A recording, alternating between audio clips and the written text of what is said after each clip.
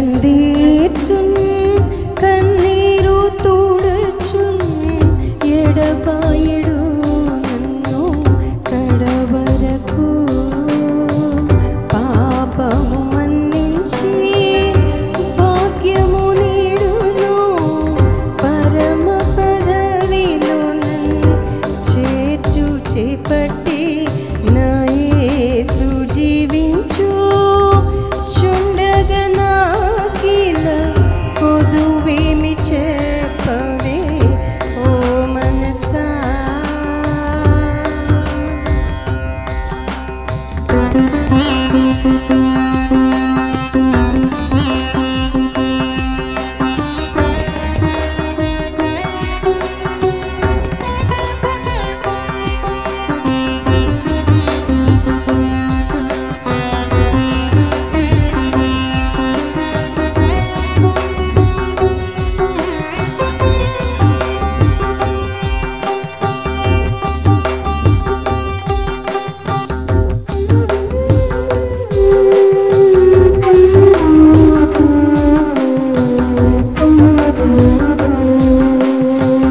నన్ను జీవింపను తన ప్రాణనీడిని నాతో నుండను ప్రభు లేచినే పైలోకవాసులం మహా ఉన్నతులం స్నేహితులం చేరి గాచిదరి చేచు నా యేసు జీవించు చుండగ నాకిల కొదువేమి చెప్పవే ఓ మనసా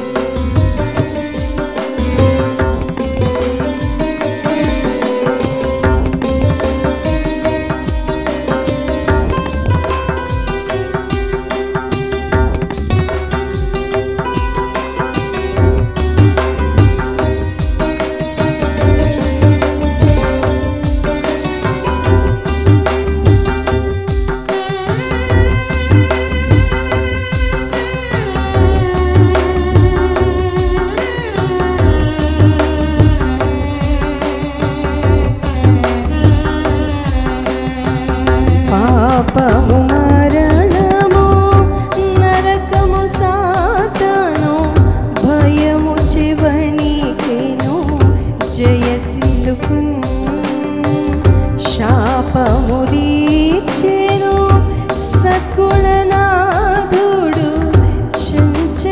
చంచలమింకెలా ఎందమానందించు నా యేసు జీవించు చుండగ నాకిల కొదువేమి చెప్పవే ఓ మనసా. సజీవుని స్వరం అనేటటువంటి ఈ కార్యక్రమానికి మిమ్మల్ని ప్రేమతో ఆహ్వానిస్తున్నానండి. గతించిన వారమంతా దేవుడు తన కృపలో మిమ్మల్ని జ్ఞాపకం చేసుకున్నందుకు, సజీవుల లెక్కలో ఉంచినందుకు, సంతోషంగా ఆరోగ్యంగా ఉంచినందుకు దేవాది దేవునికి వందనాలు చెల్లిస్తాను. మరి ఈ సమయంన వాక్యంలోనికి వెళ్ళక ముందు చిన్న ప్రార్థనతోటి మనం ప్రారంభించుకుందాం. పరిశుద్ధుడా గొప్ప దేవ, మరి సజీవుని స్వరం అనేటటువంటి ఈ యొక్క కార్యక్రమంలోనికి నిన్ను ముందుగా ఆహ్వానిస్తూ, ప్రభా నువ్వు వింటున్న ప్రతి ఒక్కరి హృదయంలో గొప్ప కార్యములు జరిగించి నెమ్మదిని, సమాధానాన్ని, సంతోషాన్ని, వారు ఉన్నటువంటి పరిస్థితుల్లో నుంచి వారు ఏ రీతిగా విడిపించబడాలో పరిశుద్ధాత్ముడా నీ యొక్క జ్ఞానం చేత వారికి బోధించి దాని ప్రకారం వారిని విడిపించి అద్భుతాలను జరిగించమని, సమస్తమైనటువంటి కట్ల నుంచి వారి బంధకాల నుంచి తెంపబడలాగున వాడి అయిన రెండంచుల ఖడ్గం గల నీ వాక్కు ద్వారా ప్రతి ఒక్కరి హృదయాలను సంధించి నువ్వే బలపరచుమని, నజరేయుడైన యేసుక్రీస్తు పరిశుద్ధ నామమున ప్రతి డిస్ట్రాక్షన్ స్పిరిట్ని బంధిస్తూ ప్రార్థన చేసి వేడుచున్నాను నా ప్రియ పరలోకపు తండ్రి, ఆమెన్. బాగున్నారండి? మరి ఈ వారం దేవుడు మనతో ఏం మాట్లాడుతున్నాడో చూసుకున్నట్లయితే, ఆ సజీవుడైనటువంటి దేవుడు మన విషయంలో తనకు కలిగి ఉన్న ప్రణాళికలన్నీ ఆయనకి తెలుసు. మన జీవితంలో ఆయన ఎందుకు మనల్ని ఈ భూమి మీదకి పంపించాడో, ఎవరికి పుట్టాలో, ఎప్పుడు పుట్టాలో, ఎందుకు పుట్టాలో, మనం పుట్టి ఏమేం జరిగించాలో సమస్తము ఎరిగినటువంటి దేవుడు, ముందే రాయబడ్డటువంటి ప్రకారము మనల్ని ఈ భూమి మీదకి పంపించిన దేవుడు. హల్లెలూయా.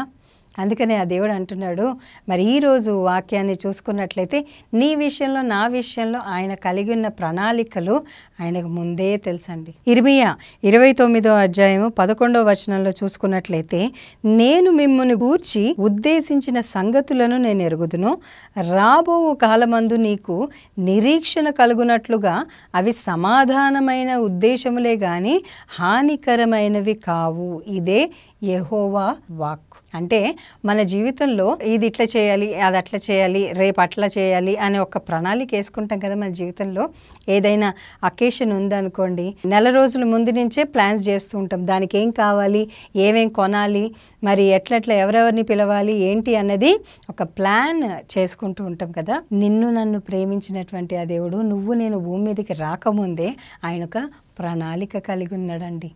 మనం ఏం చేయాలి, ఏ రంగులో పుట్టాలి, ఏ హైట్లో ఉండాలి, ఎంత లావు ఉండాలి, ఎంత సన్నం ఉండాలి, మరి ఏ రీతిగా ఉండాలి, మనం పుట్టిన తర్వాత ఎలా పెరుగుతాము, ఏమేం చేస్తాము, మన ఇన్ అండ్ అవుట్ సమస్తము ఎరిగినటువంటి దేవుడు. ఆయన మన విషయంలో ఒక ప్లాన్ కలిగి ఉన్నాడు. మనం ఆ ప్లాన్ని తప్పించుకోవడానికి ఎంతగా అటు ఇటు పరిగెత్తినా కూడా లాస్ట్కి దేవుడు మొత్తం తిప్పి మరి వాగ్దాన భూమికి 19 రోజుల ప్రయాణాన్ని 40 సంవత్సరాలు అరణ్యాల్లో తిరిగి తీసుకొచ్చాడు కదా. అదే రీతిగా ఆ వాగ్దాన భూమికి తీసుకొని వచ్చినటువంటి దేవుడు ఆ ఇశ్రాయేలీయుల జీవితంలో ఆ ప్రణాళిక కలిగి ఉన్నటువంటి దేవుడు మరి నిన్ను నన్ను కూడా ఆయన ప్రణాళిక ప్రకారమే మనని నడిపించడానికి సిద్ధంగా ఉన్నాడు. అందుకే అంటున్నాడు, నేను మిమ్మల్ని గూర్చిని ఉద్దేశించిన సంగతులను నేను ఎరుగుదును. ఇంగ్లీష్లో చాలా చక్కగా రాయబడుతుంది, I know I have plans for you. ఎంత చక్కగా రాస్తాడంటే, నాకు నీ విషయంలో కలిగి ఉన్నటువంటి ప్లాన్స్ ఏవైతే ఉందో అవి మంచికే కానీ చెడుకి కాదు. మనం కొన్నిసార్లు ప్లాన్స్ చేసుకుంటాం. కొంతమంది ఎట్లాంటి ప్లాన్స్ చేస్తారంటే, నాశనానికి వెళ్ళే ప్లాన్స్, నష్టానికి నడిపించే ప్లాన్స్, మరి మనల్ని కష్టాల్లోకి పడేసేటటువంటి ప్లాన్స్ జనాలు చేస్తూ ఉంటారు. కానీ మన దేవుడంట మన విషయంలో, గొప్ప కార్యాల విషయంలో, మన జీవితం బాగుండాలి అన్న విషయంలో, ఆశీర్వాదకరంగా ఉండాలి అన్నటువంటి ప్లాన్స్ దేవుడు మన జీవితంలో కలిగి ఉన్నాడు. ఇక్కడ అందుకే అంటున్నాడు ఏంటంటే, నువ్వు వేసుకున్న ప్లాన్స్ నీకు బెడిసి కొడతాయేమో, కొన్నిసార్లు నువ్వు అనుకున్నట్టుగా జరగదేమో, కానీ ఆయన చేసే ప్లాన్స్ 100% జరుగుతాయి. హల్లెలూయా. మరి ఆయన చేసే ప్లాన్ ఎట్లా ఉంటుందంటే పక్కాగా అటుపోదు ఇటుపోదు, ఆయన అనుకున్న ప్రకారమే జరుగుతుంది. శపించబడ్డటువంటి ఆదాము అవ్వల దగ్గర నుంచి యేసు ప్రభు పుట్టడానికి ఎన్ని సంవత్సరాలు పట్టిందండి? ఆయన ఆ రోజే అనుకుంటే అప్పుడే పుట్టాల్సింది కదా, అప్పుడే జరగచ్చు కదా. కానీ ఆయన ఉద్దేశించినటువంటి సంగతులు జరగాలి అంటే ఆయన ఒక టైం పెట్టుకుంటాడు. భూమి మీద జరుగు ప్రతిదానికి సమయం కలదు అంటున్నాడు కదా. మరి అదే రీతిగా ఆ దేవుడు మరి ఒక ప్లాన్ ప్రకారమే మన జీవితంలో కొన్ని కార్యాలు ఉద్దేశిస్తాడు. ఫర్ ఎగ్జాంపుల్, ఒక చిన్న బిడ్డ ఉన్నాడు, వాడిని చక్కగా తయారు చేసి తల్లి చక్కగా నీట్గా రెడీ చేసిన తర్వాత వాడిని ఆడుకోవడానికి వదిలేస్తుంది. మంచిగా ఆడుతూ వెళ్ళిపోయి నీళ్ళల్లో చేతులు పెట్టి ఆడుతూ ఉంటారు కదా, అందరు పిల్లలు చేసేదే. మరి వాళ్ళకి నీళ్ళలో ఆడడం అంత ఇష్టం కాబట్టి వీడు వెళ్ళి ఆ నీళ్ళలో చేయి పెట్టి మొత్తం డ్రెస్ అంతా తడిపేసుకొని మొత్తము పాడైపోయాడు అనుకోండి. వాడిని తీసుకొని వచ్చి తల్లి మళ్ళీ రెడీ చేసి వాడిని ఫ్రెష్గా బట్టలు మార్చి అంతా రెడీ చేసి ఆడుకోమని మళ్ళీ వదిలేస్తుంది. మళ్ళీ వాడు రిపీటెడ్గా అదే పని చేస్తూ ఉంటే తల్లి ఏం చేస్తుంది, ఆ యొక్క నీళ్ళ బకెట్ని ఏదైతే ఉందో వాడు ఆడుతున్నది దాన్ని డిస్ట్రాక్ట్ చేస్తుంది, లేకపోతే వాడిని డైవర్ట్ చేయడానికి చూస్తూ ఉంటుంది.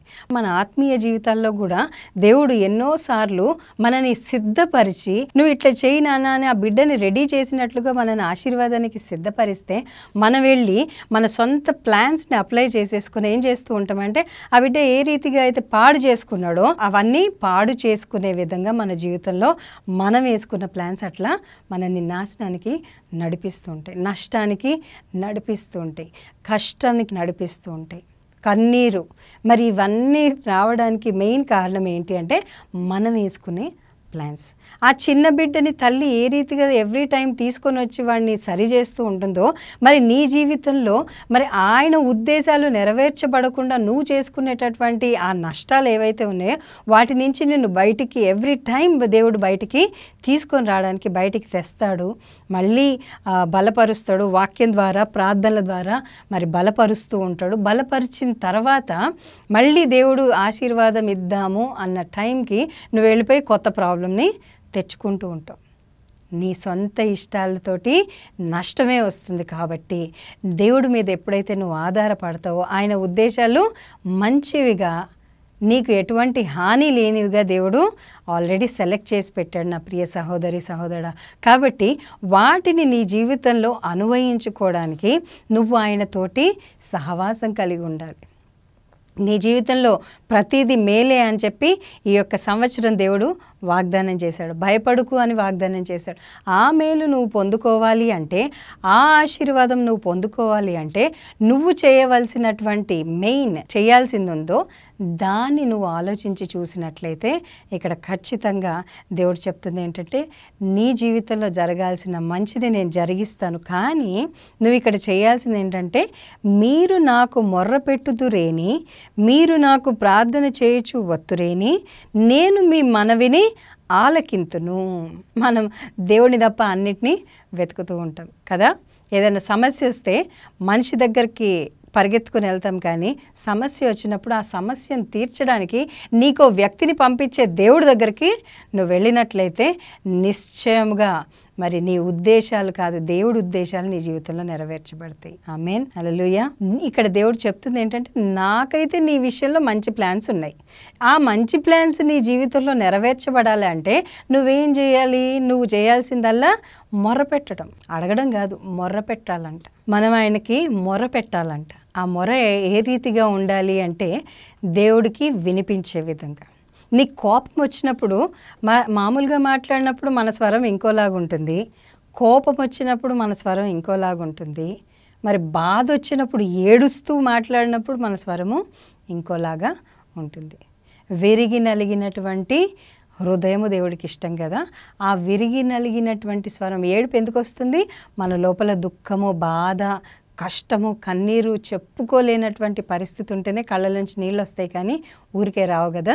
మరి అదేవిధంగా దేవుడు తన ఉద్దేశాలను మన జీవితంలో నెరవేర్చాలంటే నీ హృదయంలో నుంచి ప్రార్థన చేయాలి. అంతేగాని ఏదో రొటీన్గా ప్రార్థన చేయాలి. పొద్దున్న లేవగానే ఫస్ట్ ప్రార్థన చేయాలి, దేవా నీకు స్తోత్రం నాకు ఆత్రం అన్నట్లుగా ఒక 2 ముక్కల ప్రార్థన చేసేసి ఈ రోజంతా నాతో ఉండు ప్రవ్వా అంటాం కదండి.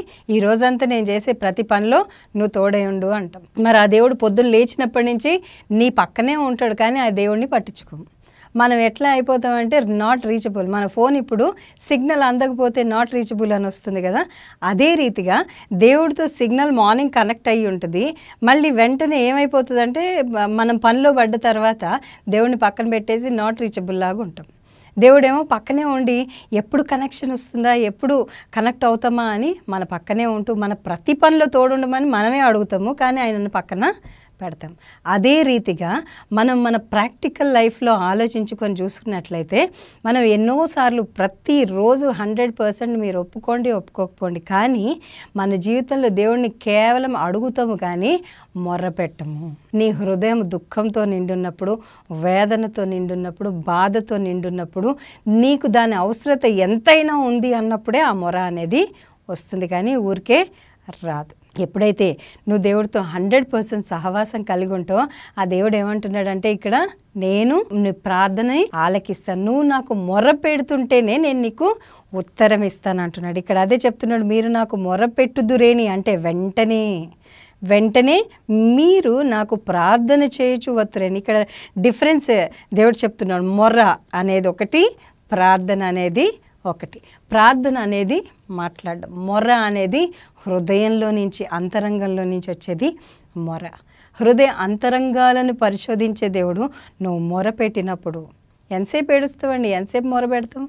మహా అంటే ఒక అరగంట పెడతాము, లేకపోతే పావు గంట పెడతాము, లేకపోతే ఎక్కువ దుఃఖం ఉందంటే ఒక గంట సేపు పెడతాము. అంతకన్నా ఎక్కువ ఎవరు మొర పెట్టలేరు, కానీ గంటలు గంటలు ప్రార్థన చేయగలరు. కదా. అందుకని ఏమంటున్నాడంటే మీరు మొరపెట్టుదురేని అంటే వెంటనే, మీరు ప్రార్థన చేయుచు వత్తురేని అంటే కంటిన్యూషన్, అది కంటిన్యూ. ఆ మొర ఏమవుతుందంటే ప్రార్థనకు దిగి కంటిన్యూ అవుతూ ఉంటుంది. కనుక ఇక్కడ ఏమంటున్నాడు, నేను మీ మనవిని ఆలకింతును. దేవుడు నమ్మదగిన దేవుడు. మనం మొరపెట్టినా ప్రార్థన చేసినా ఆయన జవాబు ఇవ్వడానికి రెడీగా ఉన్నాడు. ఒక్కసారి దేవదూతని చూస్తే అంట కంటి చూపుతోటి మనం చేసే ప్రార్థనలు ఆయన సన్నిధికి ధూపంలాగా చేరిన వెంటనే అవి మంచివే కానీ చెడువే కానీ ఏవైనా కూడా హృదయ అంతరంగం నుండి చేసే ప్రతి ప్రార్థన దేవుడు వింటాడు. చెడ్డ ప్రార్థనకి ఒకవేళ అనుకూలమైన, దేవుడికి అనుకూలమైంది కాక నీకు అనుకూలమైంది ఒకవేళ అడిగితే దేవుడు దాన్ని ఓవర్లుక్ చేస్తాడు. అది నీకు మంచిది కాదు. కనుక కొన్ని సంవత్సరాలుగా కొన్ని విషయాలను గురించి ప్రార్థన చేస్తూ ఉంటాం, కానీ దానికి జవాబు రాదు. ఎందుకంటే అది దేవుడు రాసినటువంటి ఉద్దేశించినటువంటి లిస్ట్లో ఆ ప్రార్థన లేదు. అది నీకు ఇష్టం. అది కనుక నీకు ఇస్తే ఎటువంటి ప్రాబ్లమ్స్ నువ్వు ఎదుర్కొంటావో నీకు తెలియదు, కానీ దేవుడికి తెలుసు. కాబట్టే కొన్నిసార్లు దేవుడు దానికి జవాబు ఇవ్వడు. నువ్వు ఇంకా ఇంకా ఇంకా ప్రార్థన చేసావనుకో, సరే అని ఇస్తాడు, కానీ దానికి ఆయనకి సంబంధం ఉండదు. దాని ద్వారా వచ్చేటటువంటి నష్టానికి కష్టానికి ఆయనకి సంబంధము ఉండదు. అందుకనే సామెతల్లో అంటుంటాడు కదా, మొదటి సామెతల్లో అంటాడు, వారు నన్ను శ్రద్ధగా వెతుకుతారు కానీ నేను వారికి దొరకను అంటాడు. ఎందుకు శ్రద్ధగా వెతుకుతారంటే తప్పు చేశారు, దేవుడి ప్రణాళిక తప్పిపోయి వారు ప్రవర్తించారు కాబట్టి శ్రద్ధగా వెతుకుతారు. అప్పుడు అన్నీ బాగున్నప్పుడు ప్రార్థన అనేది, మొర అనేది పెద్దగా రాదు, ఏదో నామకార్థంగా నడుస్తూ ఉంటుంది. పరిస్థితులు ఏవి అనుకూలించినప్పుడు నీ ప్రార్థన శ్రద్ధగా మారుతుంది.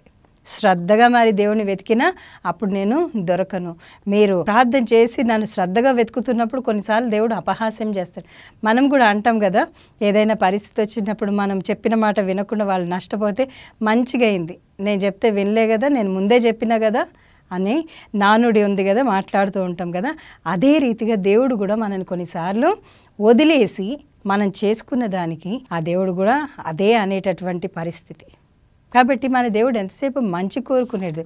ఆ పరిస్థితుల్లో కూడా ఒకవేళ నువ్వు హృదయ అంతరంగం నుంచి మొర్ర పెడితే అంట ఆయన వెంటనే వింటాడంట. అంతేకాదు కొన్నిసార్లు మనం దుఃఖంలో ఉండి దేవుణ్ణి వెతికినప్పుడు ఆయన మనకి సమీపంగా ఉన్నటువంటి దేవుడు. హల్లెలూయా. మనమేమో ఎంతసేపు మనుషుల దగ్గర నుంచి, మనుషులు మనల్ని ఓదారిస్తే బాగుండు, ఎవరైనా మనల్ని అర్థం చేసుకుంటే బాగుండు, ఎవరైనా నా దగ్గరకు వస్తే బాగుండు అని చెప్పేసి ఆలోచిస్తూ ఉంటాం. కానీ ఆ దేవుడు ఆయన దగ్గరికి రావాలని ఎదురు చూస్తాడు. ఎందుకంటే ఆయనకి ఇష్టము, మనతో సహవాసం చేయడం ఆయనకి ఎంతో ఇష్టము. కాబట్టే మనం, అందుకనే దేవుడు భక్తుల పేర్లు ఏ రీతిగా చెప్పాడు, అబ్రహాము నా స్నేహితుడు అంటే ఆయనకి స్నేహం చేయడం ఇష్టం. దావీదు నా హృదయానుసారుడు అంటే ఆయనకి కనెక్ట్ అయితే అంత ఇష్టం. మరి మోషే నా ఇల్లంతట్లో నమ్మకమైన వాడు, ఆయనకి నమ్మకమైన వారంటే ఇష్టం.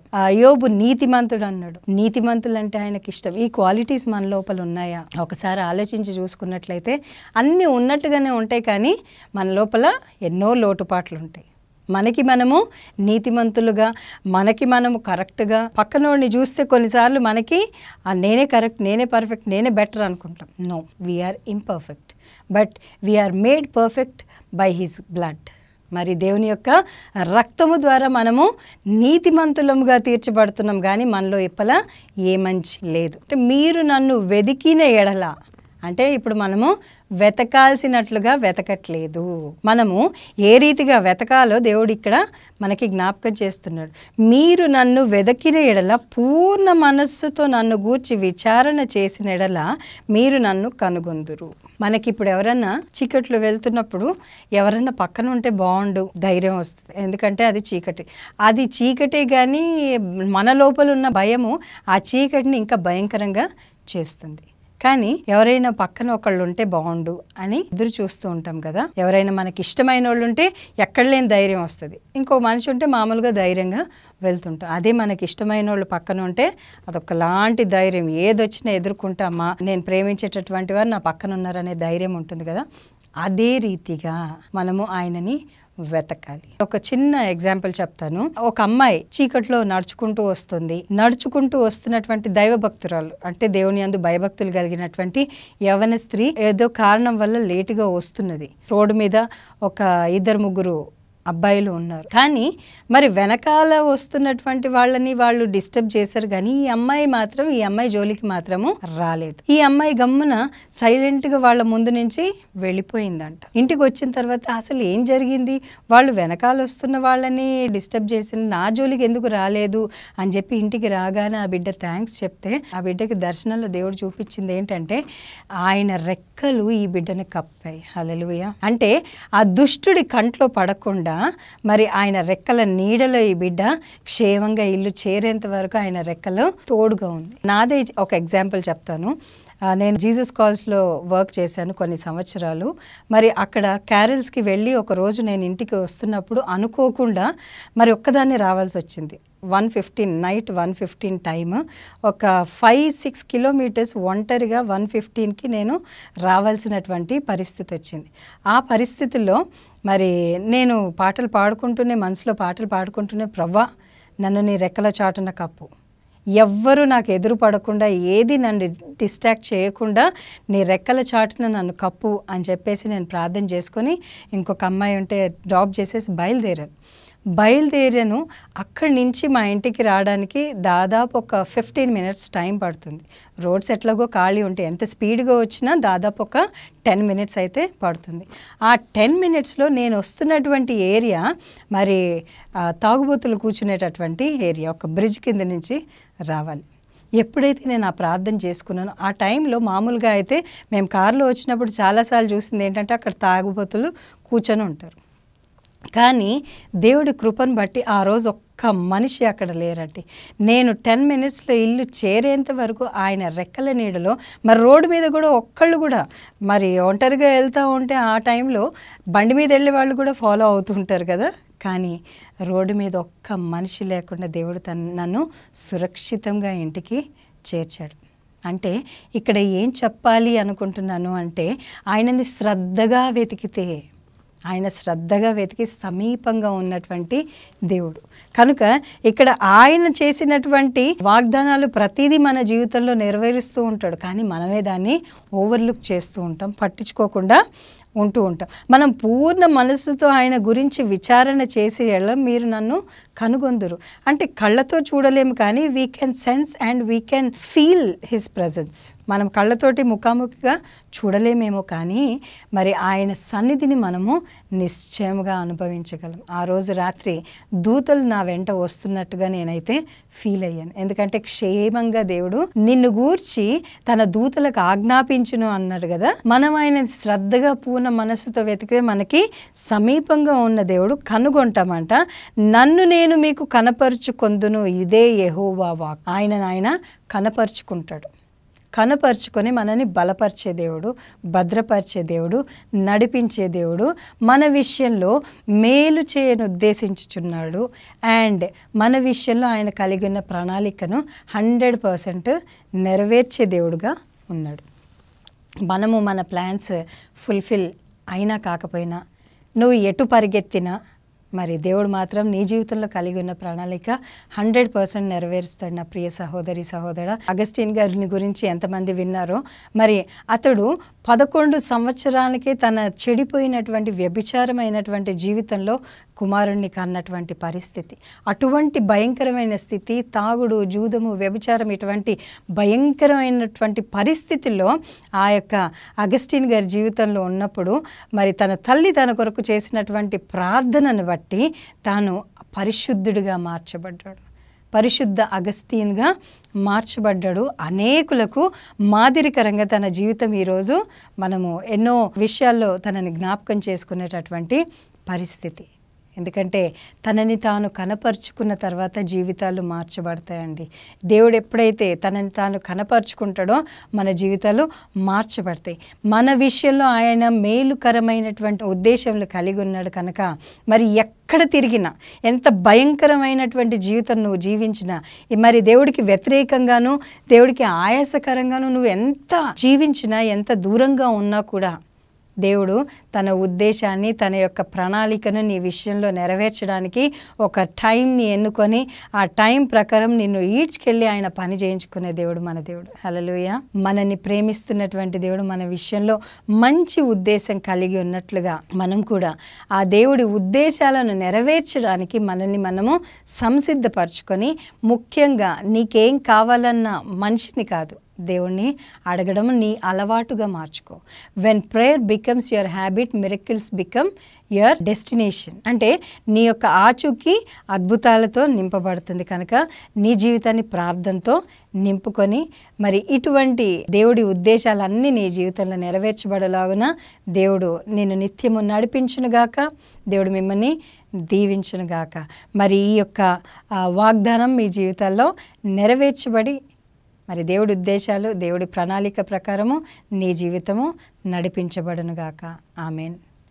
దేవుడు మీ జీవితాల్లో మేలు చేస్తూ ఉంటాడు కాబట్టి ఆ మేలును అనుభవిస్తూ దేవుడికి మహిమకరంగా మీరు నిలబడలాగున దేవుడు మీకు శక్తిని అనుగ్రహించునుగాక. చిన్న ప్రార్థన చేసుకుందాం.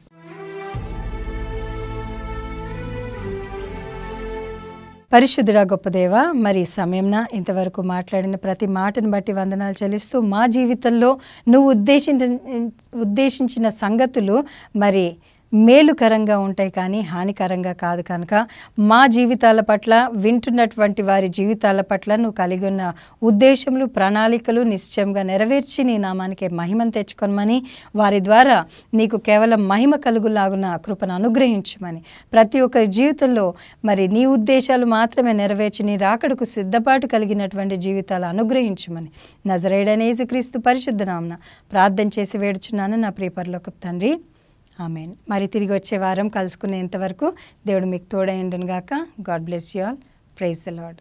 మీకు ప్రత్యేకమైనటువంటి ప్రార్థన అవసరతలు ఏదైనా ఉన్నట్లయితే సంప్రదించవలసినటువంటి ఫోన్ నంబరు 7386464385. ఈ నంబర్కి సంప్రదించినట్లయితే మీ కొరకు ప్రత్యేకంగా ప్రార్థనలు చేయబడతాయి. ఫేస్బుక్లో voice of the saviour page ఉంది, ఇన్స్టాగ్రామ్లో కూడా ఉంది వాయిస్ ఆఫ్ ద సేవియర్ అనేటటువంటి పేజ్, యూట్యూబ్ ఛానల్ కూడా ఉంది వాయిస్ ఆఫ్ ద సేవియర్ అనే.